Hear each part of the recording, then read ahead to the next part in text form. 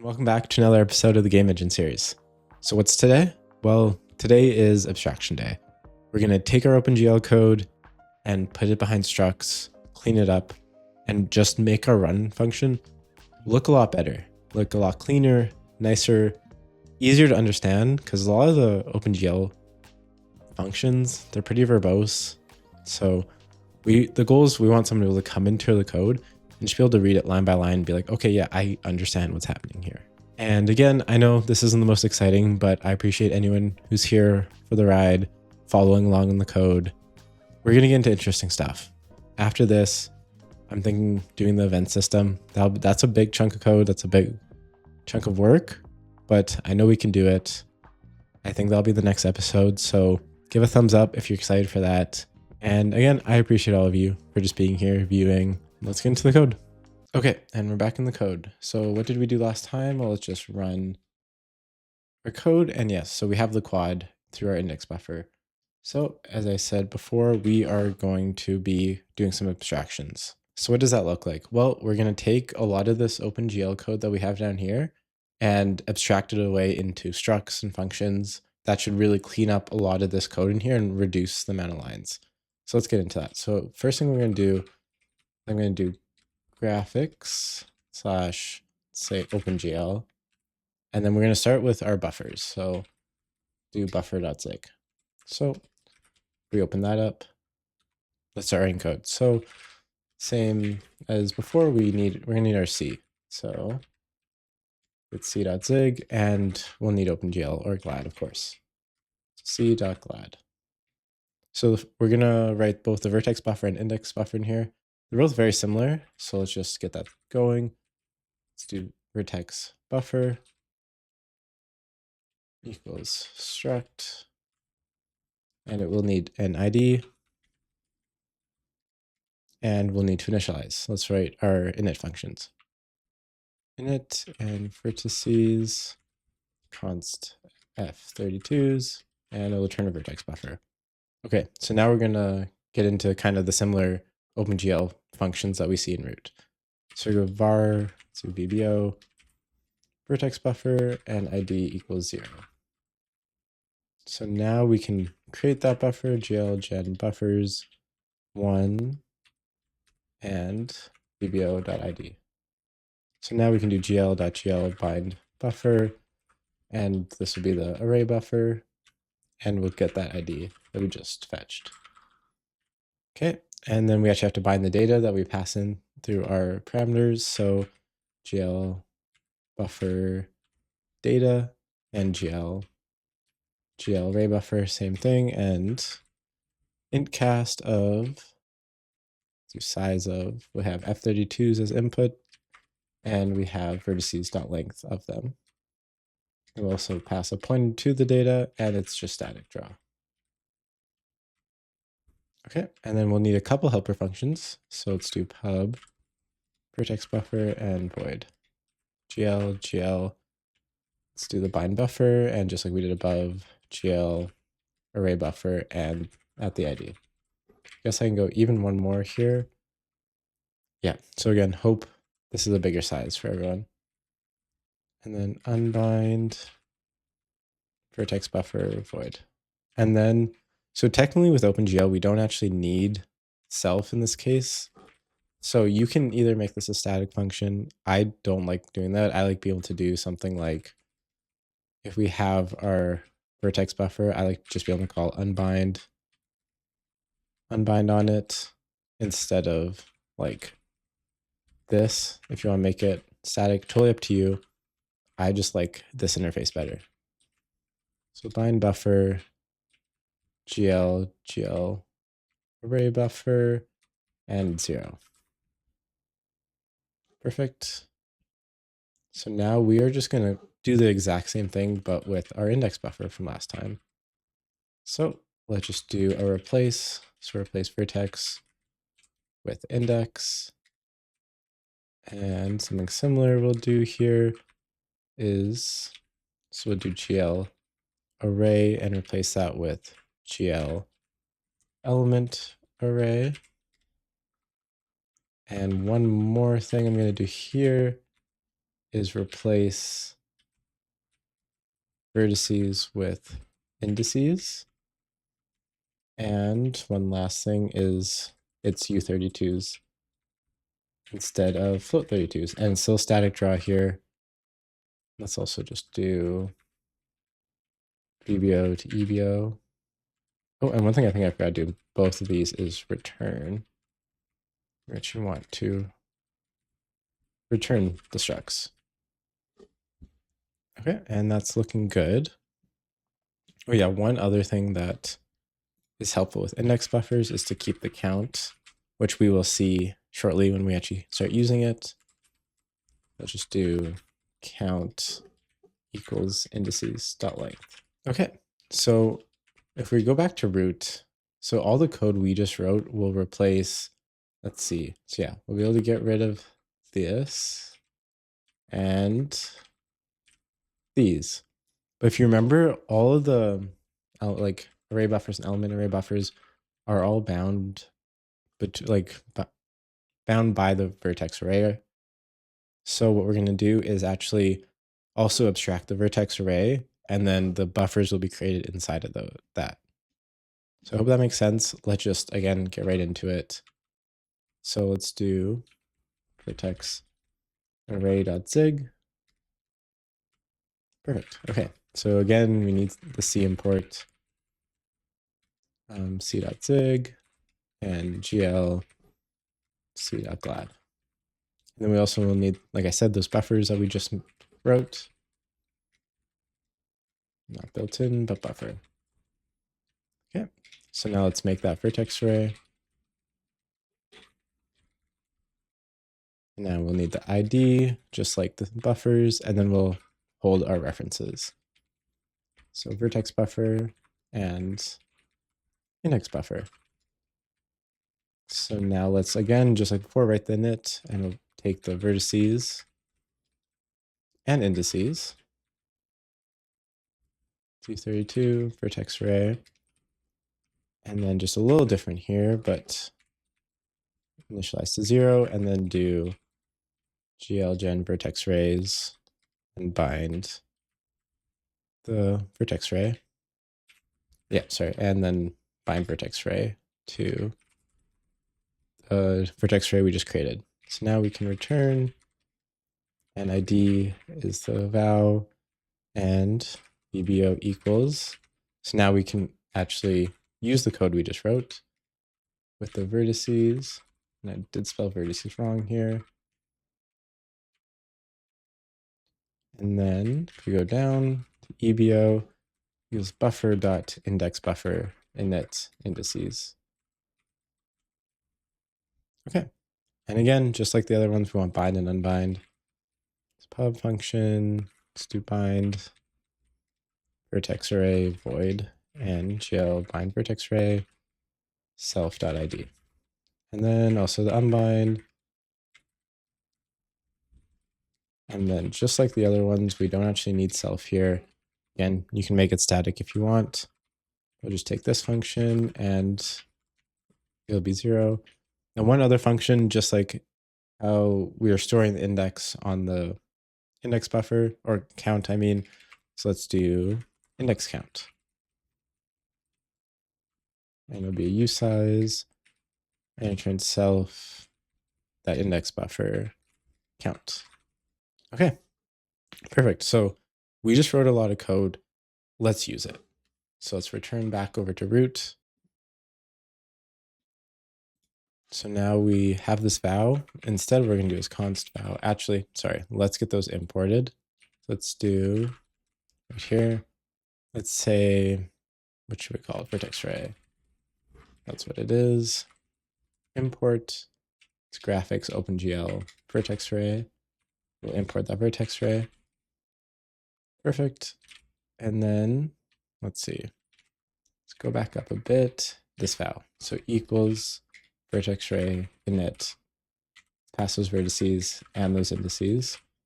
And now we can actually get rid of all this code and also all this code, I believe.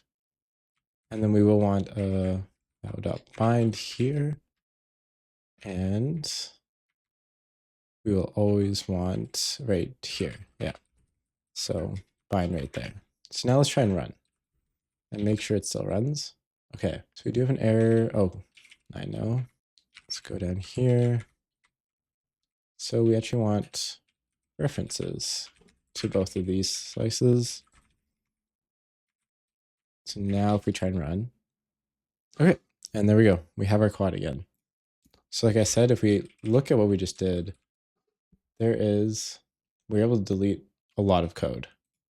So that's pretty cool, but we're not done yet. We are also going to do shaders. So when we do shaders, we will be able to essentially turn all of this code into a single line, which I think that's pretty cool. So let's get into that. Okay, so let's go over and create shader.zig. And just like before, let's actually just steal them. Steal those GL references and let's get coding. So pub const shader struct. Again, this is all very similar to what we've been doing. We need that ID. Now let's write that init function. And I'm going to write in a way that makes it quite easy for us to use it with an OpenGL right now. Just by having that pointer C source, pointer C, const u8. So this is exactly what we're going to be getting when we do like the embed file that we're doing with our shaders. So it just courses right into these values and it makes it very easy for us to use. Okay, now let's go const vs u32 gl create shader and gl vertex shader. There it is. Okay, and gl shader source vs1 reference to vs source and null for that last one. Okay, and gl, then let's compile it. Very nice. So then we're going to do the exact same thing. Instead of vs fs, and it's a gl fragment shader. And that looks right. So now let's create the shader program. Program equals gl create program. Let's attach those two shaders to the program. Okay, so we did that, and now let's link program, and then we can delete those shaders. Yes, and fs, and then we'll return our new object, which holds that program ID. Just like everywhere else, we're going to write our bind and unbind. So bind is gl use program self.id, and unbind self shader. Again, you can make it static if you want. Totally up to you, but I like this interface. So now we just wrote all that. So let's head back over to root and use it. So just like here, we will want our shader, graphics, OpenGL shader. And now let's go down and use it. So like I said, we can get rid of this, really all of this, because we just wrote the same thing really.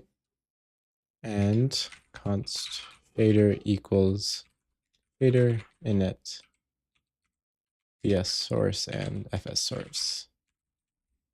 So now all we should need to do is just call bind here.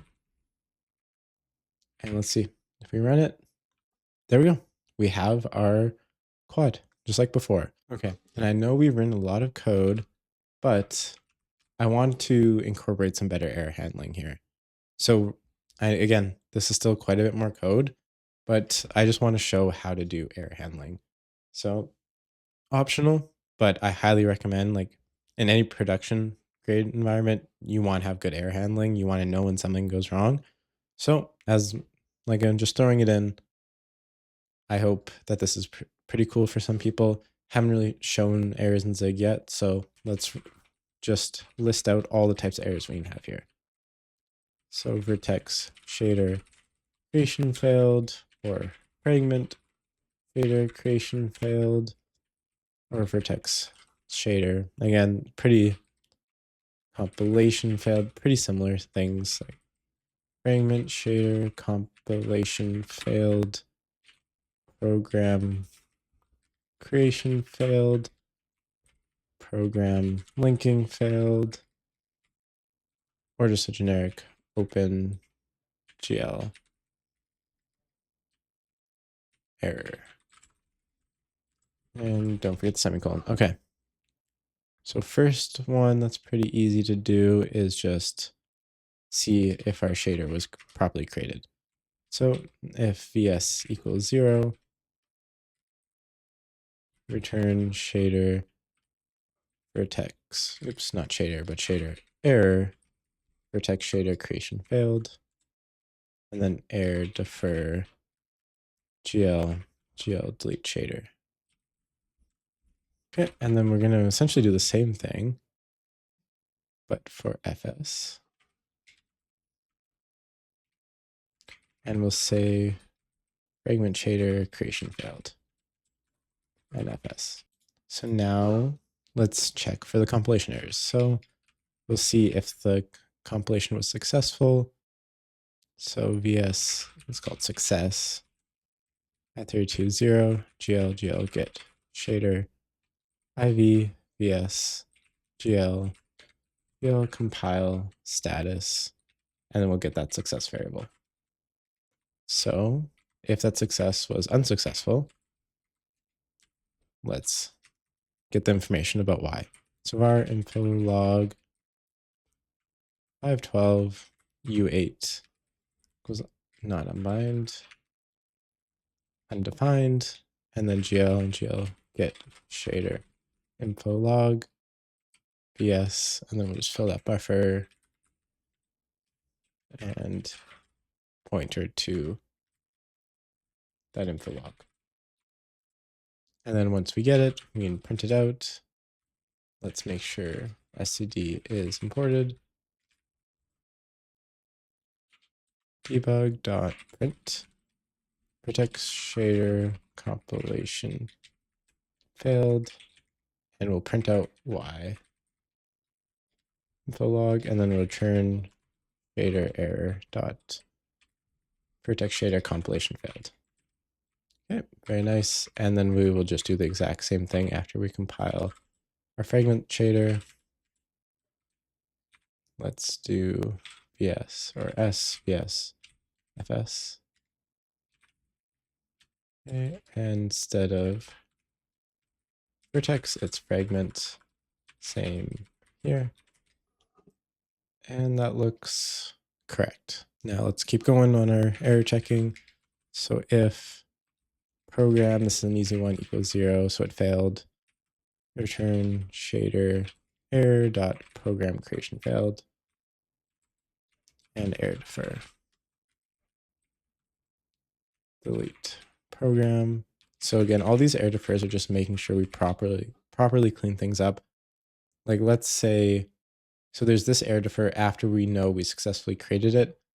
So what will happen is now let's say this failed, so we're returning an error. So then this delete shader will run because we returned an error here. We know to defer this if an error runs. So if that makes sense. One thing I did forget to do is just say that this can return an error. I think we can actually do this syntax, I believe, and our last one. So now we've attached and linked. We need to check if the link was successful. So let's do link success. Very similar to what we did above. Git program iv for the program, and then gl link status,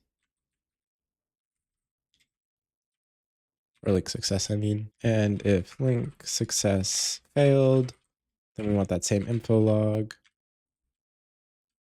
512 u8 undefined gl get program info log for the program. So a little different here, but very similar params. that same pointer cast info log. Then we'll print that out. Shader program linking failed. And info log shader error dot program linking failed. Okay. So there's a lot of code, but now there will be proper error handling if things fail. So we will have to just go into root and go down here, and I think inside a shader net. Yeah. So we'll just throw in a try, and we'll have to propagate this up a little bit to a few tries, just showing that they can all return errors now. So if we run, okay, so a few things we found here. Okay, sorry, they were just not the proper variables. They needed to be vars, but I made them const. So that's my bad. Did I do it down here? No, I did it right there. Okay, so now let's try again. And there you go. So we have our quad still. Again, nothing changed. But let's go see what happens if we mess up one of our shaders. So let's just see if it can detect a missing semicolon. Here we go. So we can see fragment shader, compilation failed, and we can follow up that tree. But very cool. So now if we make any mistakes in here, we can see. That was a lot of code this episode, so appreciate everyone that stuck it out. Can be a bit boring, but I think the code's in a much better place. And that's everything for today. So yeah, again, I hope you're able to follow along. I hope your code's looking better. I know I find episodes like this may be a little boring, but they're needed. We need ways to abstract things, to make it a clean interface if we ever want to just make our engine extendable and scalable. We're gonna be writing a lot of code in the future. We don't want this to be making it hard to understand, messy, none of that. But yeah, again, streaming live on Twitch. The link's down in the description. Streaming about once, maybe twice a week at this point. Pretty busy, full-time job, making YouTube videos, make the series. But yeah, I try to stream when I can. Typically either Tuesday or Wednesdays. What else? We got the Discord up and running. That's down in the description as well. Yeah, I hope you have a great day. That's it.